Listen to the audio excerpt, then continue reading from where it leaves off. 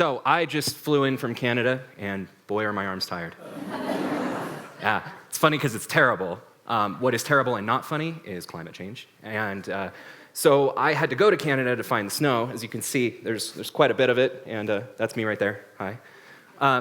It's not just a fluke that Canada has more snow than anybody right now, and up until a couple days ago, they were the only place that had any.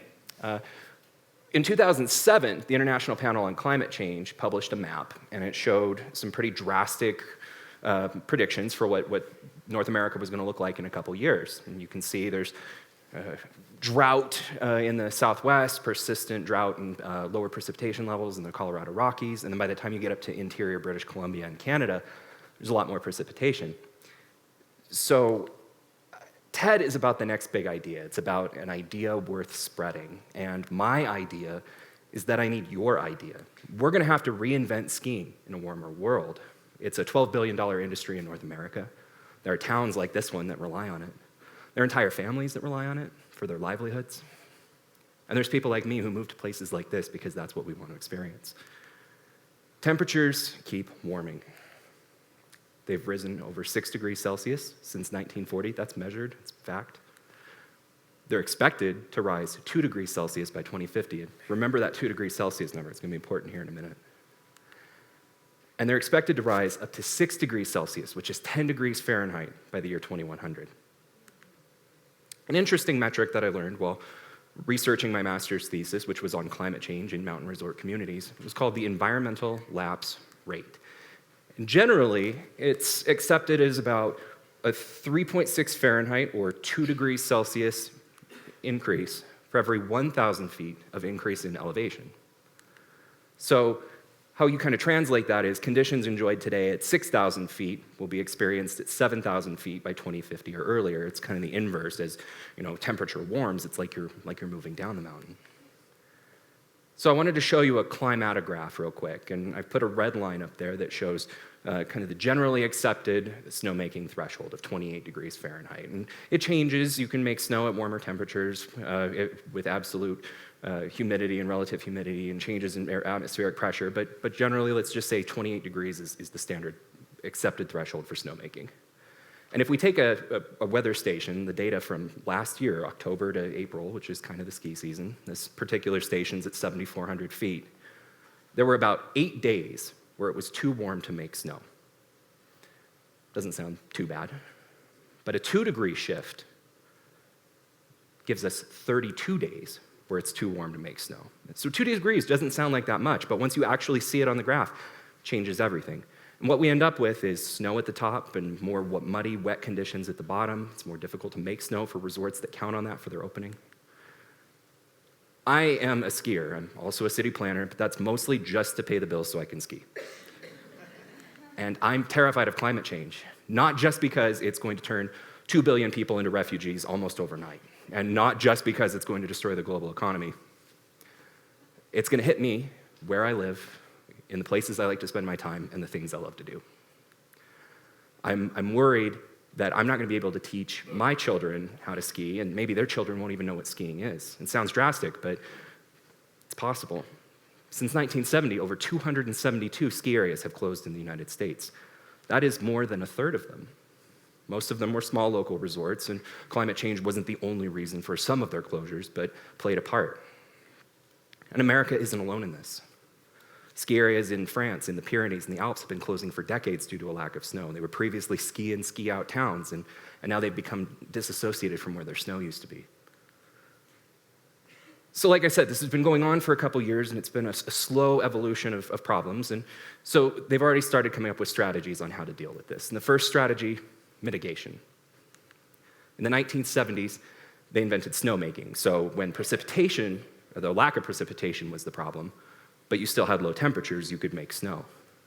Then in the 1980s, they invented what's called snowmax. It's a biochemical additive that you add to the snowmaking system, and it allows you to make snow at warmer temperatures. And then by the 1990s, we saw this kind of evolution or renaissance in alpine touring gear and backcountry equipment, avalanche beacons, backpacks, all to get people out to the side country and the backcountry where maybe they weren't experiencing the conditions they wanted inbounds, and so they had to go find the snow. Then by the 2000s, we started seeing these corporate globalist resort mergers where a company in Colorado might buy a resort up in Canada, or a Canadian company might buy a resort in California. They're trying to diversify their holdings and spread out their loss. So this kind of leads us into the second strategy of how to deal with climate change for skiing. And that is run. If you can, move your operations. If you can, diversify your holdings. If you can, figure out another way to spread it out. There's a company called IntraWest that's spending billions of dollars in interior British Columbia right now, which if you remember that map I just showed you, that's where the snow is going to be for the next 100 years. They're spending billions of dollars on resorts like Revelstoke, Panorama. They're making their bet that that's where the snow is going to be. By some reports, Aspen won't have skiing by 2100. Glacier National Park may not have glaciers in it as early as 2030 and almost certainly by 2050. This is real. But if you can't run, if you're a small local resort, or if you don't have the resources to start spreading out your holdings, then you want to look at a third strategy. And this is where we're moving forward from here. Adapting. Resorts are going to have to reconfigure themselves. If you have mud or slush at the bottom, but you've got great snow up top, you're going to have to get your skiers up to the top, bring them back down at the end of the day. You're going to need to move your services up the mountain. Ski lodges, ski schools, restaurants, maybe even hotels. But this isn't going to be easy. It's kind of hard to move beginner terrain to the top of a steep mountain, generally. Also kind of expensive. Building chairlifts and all of this new infrastructure is going to cost a lot of money. And a lot of our major resorts are located on federal property, which requires environmental impact statements and a very long, drawn-out public process. So if you can't run, adapt, mitigate, you have to evolve. We have to change what our expectations of skiing are. We're going to have to change when we ski, where we ski, how we ski. We're going to see new loyalties.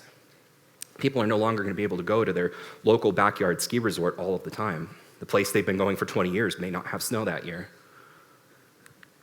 We're going to see new travel patterns as a result of that. People are going to travel internationally to Canada and Greenland, Iceland, Chile, places that are going to weather climate change, no pun intended, a little better than North America. The experience of what we think of as skiing is also going to change. If you look at Ski Dubai in the United Arab Emirates, it's 120 degrees outside, and you are skiing down man-made snow in a shopping mall. In Minnesota and Texas, they have paved the sides of their hills with this plastic grass to allow you to ski year-round.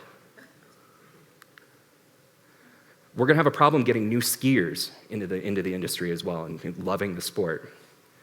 All of those small local resorts that have closed over the years and the ones that are going to continue to close, those are the ones who feed people into the industry. That's where people learn to ski, through after-school programs and race programs and other types of half-price tickets and locals discounts. Those are the places where we get our new skiers, and they're going to go away. Skier visits across North America have been declining for years, and we're going to have to figure out new ways to get people excited about a sport that's going to become harder for them to get to. We're also going to need new gear. We're going to need a wax, maybe, that can handle powder at the top and ice in the middle and slush at the bottom. We're going to need ski base material that doesn't take a beating so hard from rocks and sticks and things. There's only one company in the world right now making backcountry gear for children. There's a huge potential for that as time goes by and people need to find better access to the snow. And then finally, we're going to need new towns. And this is probably the most dramatic change and something that I'm personally very invested in. The ski towns that we know and love started as mining towns, ranching towns, logging towns. Ketchum was all three. And eventually, their primary industries dried up, and they found a new way to reinvent themselves. And as snow becomes more unpredictable over the next 100 years, what are these towns going to look like? What are they going to do? We're working on that right now here with the Ketchum Innovation Center, which is our tech startup hub. We have a great quality of life here. We have great access. We have an educated and affluent population, good access to capital. I posited back in 2011 when I wrote my thesis that mountain communities would become the next business incubators and next tech startup hubs, and we're starting to see that now. And maybe the next big idea is something entirely different. Maybe, I didn't list it up here today, but I hope this talk gets you thinking about it.